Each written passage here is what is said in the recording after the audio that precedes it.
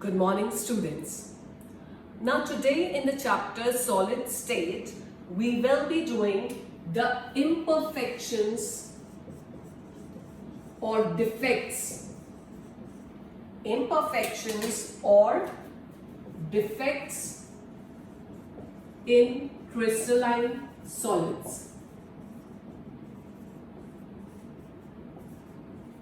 We know that a crystalline solid is made up of a large number of crystals. Crystalline solids are made up of large number of crystals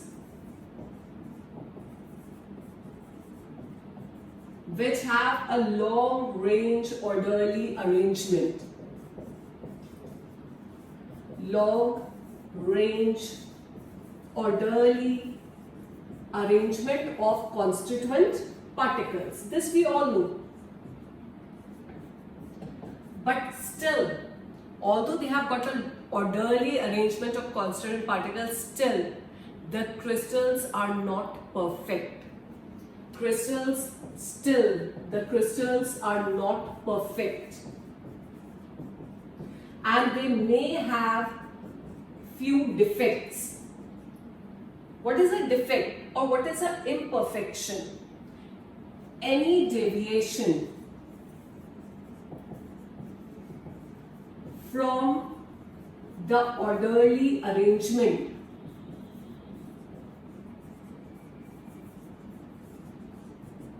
in a crystalline solid is called defect or imperfection. Again, I am repeating, any deviation from the orderly arrangement in a crystalline solid is called defect. Now, what do we mean by it? Suppose I consider this is a crystalline solid having an orderly arrangement. Now, you can see this is an ordered arrangement. Now, you can see it is a long range orderly arrangement. But can you see some defect here? Yes, you can make out the defect. That one constituent particle is missing from this position. That is a defect. Again, if I make like this,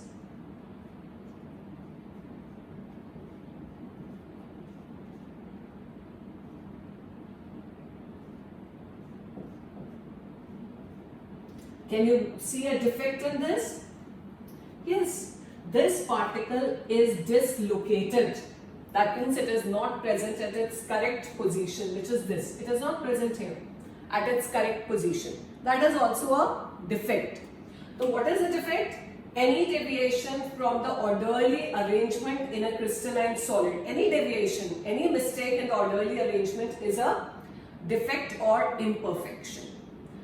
Now, defect and imperfections are mainly of two types. Again, I am repeating. Defect or imperfections are of two types. Point defect and line defect. What is a point defect in a crystalline solid?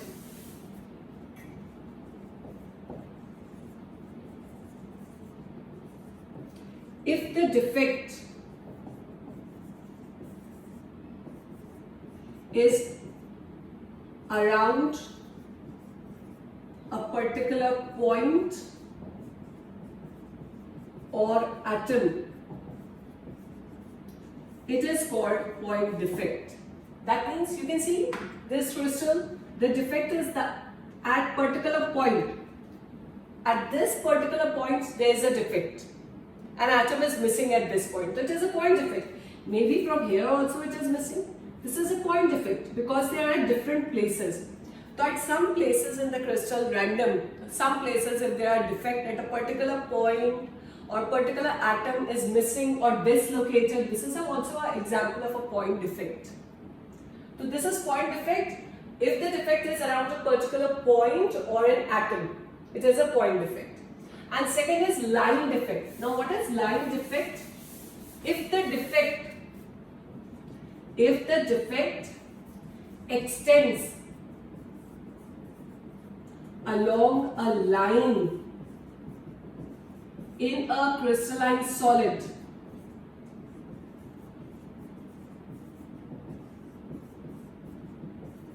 it is called line defect.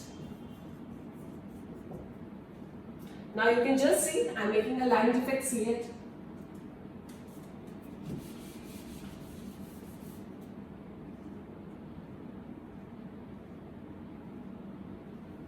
Now you can see this is a crystalline solid, and in this one complete line is defective, complete line is misplaced, a complete row of atoms is misplaced. That is called as a line defect. So when the defect extends along a line in a crystalline solid, it is called line defect. So we are done. Defects or imperfections are of two types, point defect and line defect. Now we have to do in detail point defect, right? So we will start in detail with your point defect. Only point defects are there in your course. Further classification, line defects are not there. So what we have to start in detail is your point defects.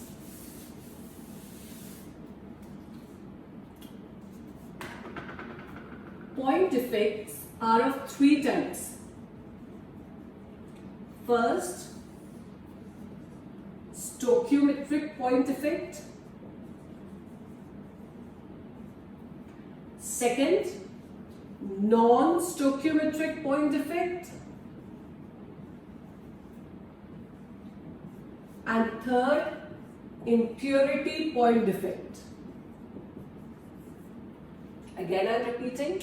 Point defects are of three types: stoichiometric defects, non-stoichiometric defects and impurity defects.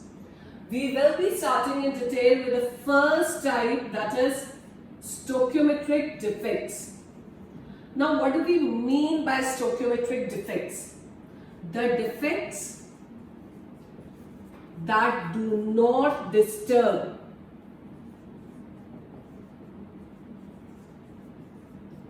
the stoichiometry of the crystal are called stoichiometric defects. Stoichiometry of the crystal or crystalline solids. They are also called thermodynamic defects. Thermodynamic defects. That is the other name for it. Again, I am repeating the definition. That do not disturb the stoichiometry of the crystalline solids are called as stoichiometric defects. Now what do we mean by this term? Do not disturb the stoichiometry of the crystalline solids. What do we mean by this? To understand it, I am taking an example, but when we do the defects in detail, you will be able to understand more.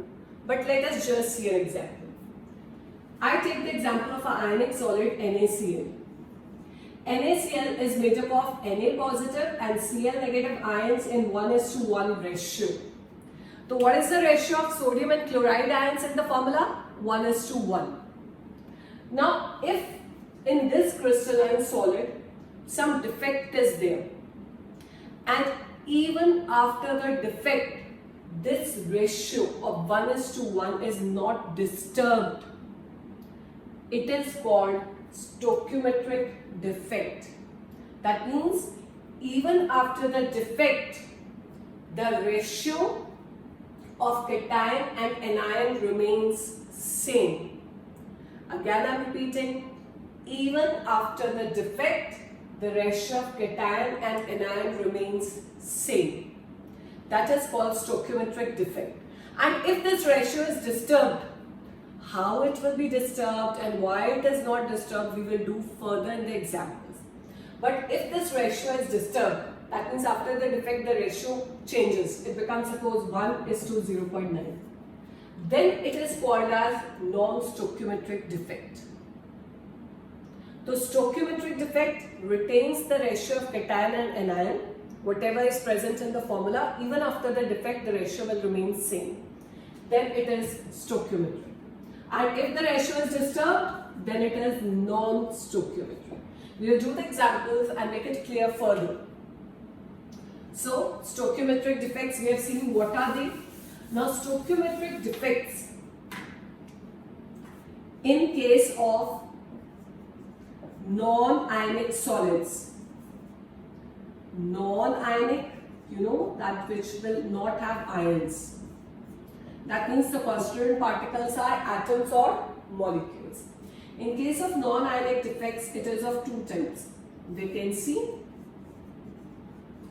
and interstitial.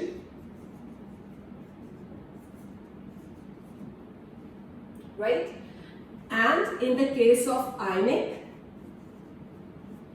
solids, it is also of two types: Schottky and Frankel. Again, I am repeating. Stoichiometric defects in the case of non-ionic solids, it is of two types: vacancy and interstitial. In the case of ionic solids, it is of two types: Schottky and Frankel. Now we are going to do in detail first this part. In case of non-ionic solids, vacancy defects and interstitial defects. So we are first starting with your vacancy defect. We are starting with the vacancy defect. Now, as the name suggests, vacancy, all of you know the meaning of vacancy. What is a vacancy defect? When the constituent particle, that is atom or molecule, because it is a non-ionic solid, are missing from their correct lattice site. That means this is a crystalline solid and you can see a defect. The constituent particle is missing from here, and what is created here? Vacancy. That is called as a vacancy defect. I take an example. Suppose I have got a crystal of iron. Iron will be made up of iron atoms. This is iron atoms.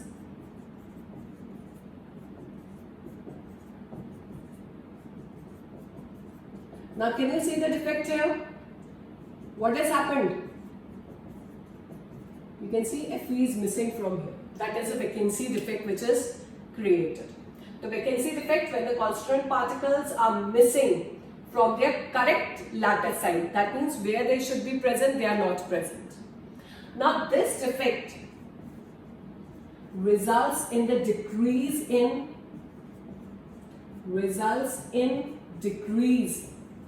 in density of the crystal.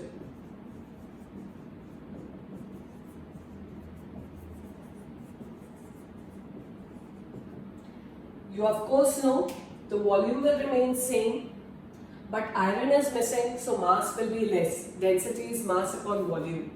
So if mass decreases, density also decreases. So this defect results in decrease in density of the crystal. Right? Now this defect can be introduced in a crystal by heating. If I heat a crystal, then few of the atoms can gain energy and they can move out of the crystalline solids. The vacancy defect, if we want to create, we can create by heating. The vacancy defect can be created on heating. Can be created by heating. So this is about your vacancy defect. Now the second type of defect in non-ionic solids that we have to do is the interstitial defect. So let us see what is an interstitial defect. Interstitial defect. Now, what is an interstitial defect?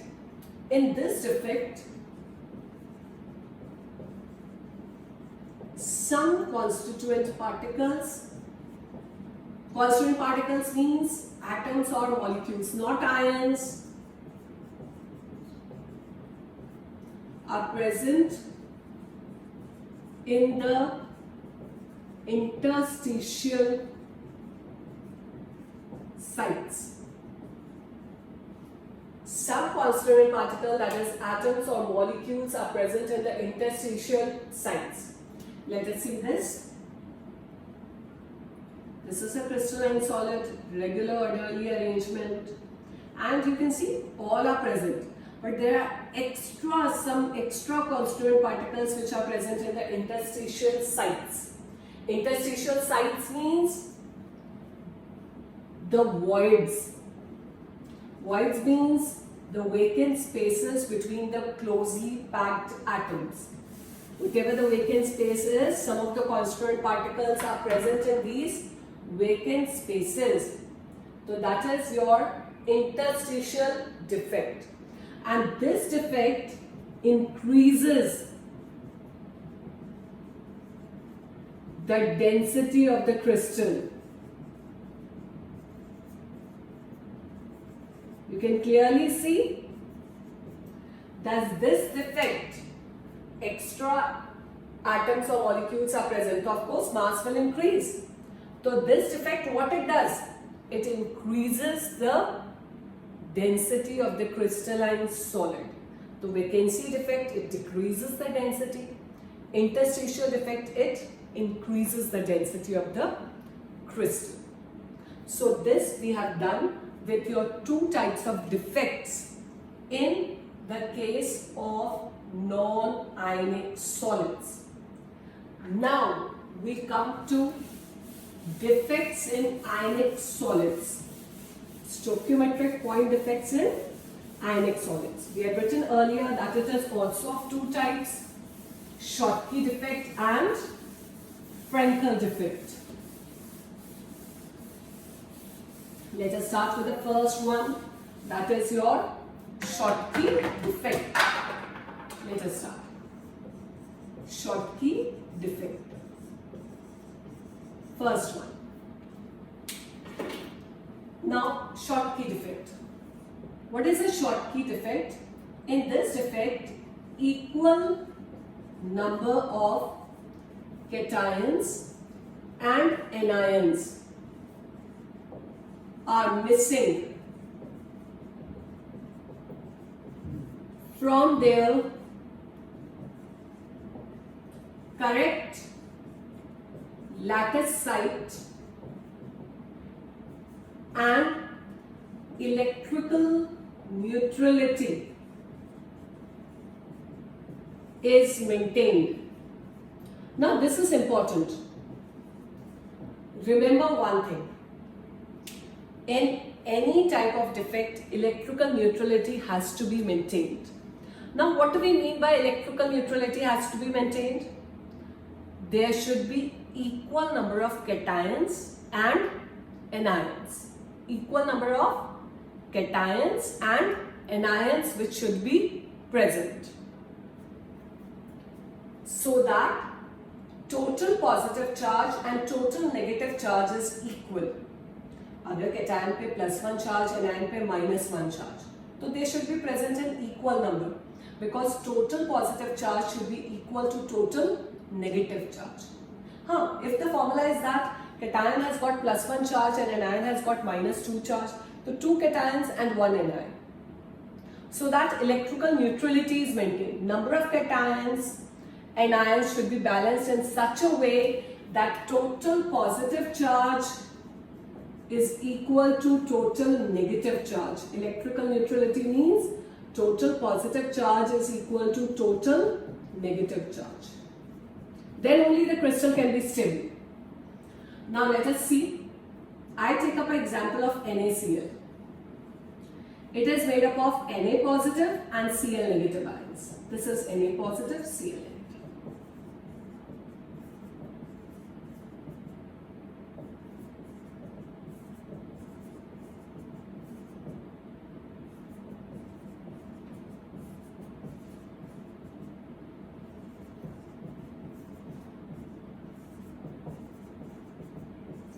Now can you see here what are the total number of cations which are present in it?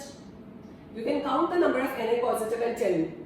The number of Na positive present are 12 and number of Cl negative are also 12. That is, ratio is 1:1. In NaCl also the ratio is 1:1. Now in this defect, the cations and anions, equal number of cations and anions are missing from their correct lattice site. So let us see, this is missing here, this is missing here. So now can you tell me how many cations and how many anions are there? After the defect, 11 and 11, 1:1. Ratio is not disturbed. It is a stoichiometric defect. Even after the defect, the ratio remains 1:1 and the total positive charge is +11 and the total negative charge is -11. The total positive charge is equal to total negative charge, so it is electrically neutral. So this is your Schottky defect. Equal number of cations and anions are missing from their correct lattice site. Now another thing about it. Generally, this defect is found in those solids in which size of cation and anion is similar. Size of cation and anion is similar. We get what defect? We get Schottky defect. That means there should not be a large difference between the size of cation and anion. They should be nearly same. The example is NaCl, KCl, AgBr, CSCl. They have got this type of defects in which the size of cation and anion is nearly same. Second thing about this defect. Now this defect, if I see the density, this type of defect decreases the density of the crystal. Decreases the density of the crystal. Of course, you can know ions are missing from their place. So obviously the density will decrease because the ions are missing. It is generally found in ionic solids with high coordination number. Coordination number. That means जहाँ पे nearest neighbors are more. Nearest neighbors are more, so generally they are found in ionic solids with high coordination number. So this is about your Schottky defect. Now one example I am taking just to show you how many defects are present. I am taking, if I have got a 1 cubic centimeter of NaCl crystal, you see the volume I have given 1 cubic centimeter. That means the crystal length, breadth, height both are 1 cent. All three are 1 centimeter, 1 centimeter, 1 centimeter. The volume is 1 cubic centimeter. So 1 cubic centimeter of NaCl crystal I have got at room temperature. It has 10 to the power 6 defects. You can see a crystal has how many defects? 10 to the power 6 defects. You will think, yes ma'am, it's a large number of defects, and we are saying there are small number of defects. But you consider that 1 cubic centimeter of NaCl crystal has 10 to the power 22 ions. These are the total number of ions which are present, and the defects are 10 to the power 6. So if I tell you the percentage of defects, what is the percentage of defects? 10 to the power 6 upon 10 to the power 22 into 100. That comes out to be 10 to the power minus how much? 14. percent. So you can see the percentage of defect is very, very low. However, if you increase the temperature, this is at room temperature. We increase the temperature, the percentage of defects will go on increasing. On increasing temperature, percentage of defects will increase. So this is all about your Schottky defect. Now we are going to do the last type of stoichiometric defect, that is Frankel defect.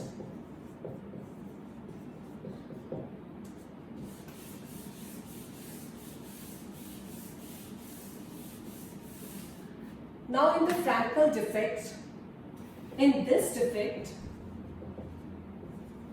the smaller ion, that means out of cation and anion, one has a smaller size. Generally cation has a smaller size. Generally cation.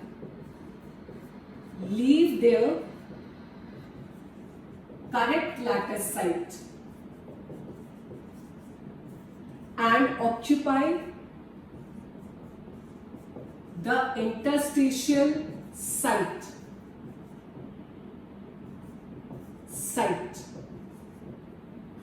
Right? That means the cations are missing from their correct site and they are occupying the interstitial sites.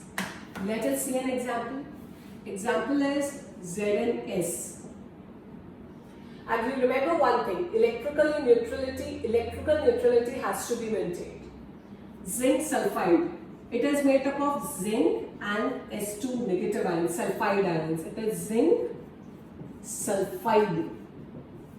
Now I am making the crystal Zn plus 2, S2 negative, Zn plus 2, S2 negative. It is a crystalline solid.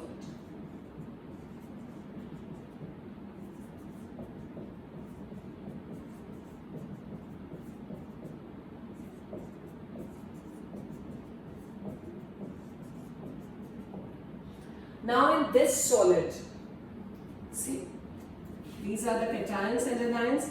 Zinc ion, the cation is smaller in size, much smaller in size in comparison to sulfide. So what happens in this defect? Some of the zinc ions leave their correct lattice site and they occupy the interstitial site. Can you see it? They are leaving their correct place and where they are going in the interstitial sites, that is vacant spaces. Now, number of zinc and sulfide ions remain same. Earlier also it was 8, now also it was 8. So the ratio is not disturbed, they are present in the ratio 1:1. You can count.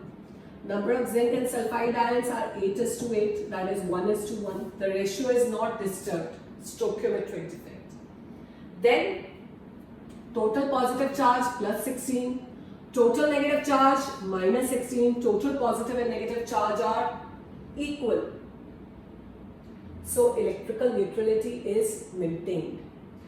And generally this defect is found in those solids where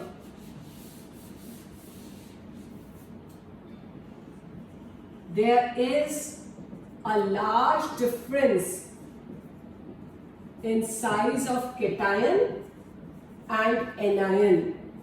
And generally the cation is smaller. Generally, I am not saying always, generally. So the cations can fit in these vacant spaces. The examples for it are ZnS, AgCl, AgBr, AgI. Now this is important. Why? Because AgBr has got both Frankel defect as well as Schottky defect. So generally if such a question comes, which ionic solid has got both types of defects? It is AgBr. Now density. Does it affect the density of the crystal? No effect on the density of the crystal. Why? Because before the defect also number of zinc ions were same, number of sulfide ions were same, nothing is missing. they are only dislocated. So we say no effect on the density of the crystal. Generally found in ionic solids with low coordination number. Low because size of zinc is small. The number of atoms which are touching it will also be less. So it is generally found in ionic solids with low coordination number. So these are the different types of stoichiometric point defects. We have completed with all the types. So we will start with non-stoichiometric defects in the next class. Thank you.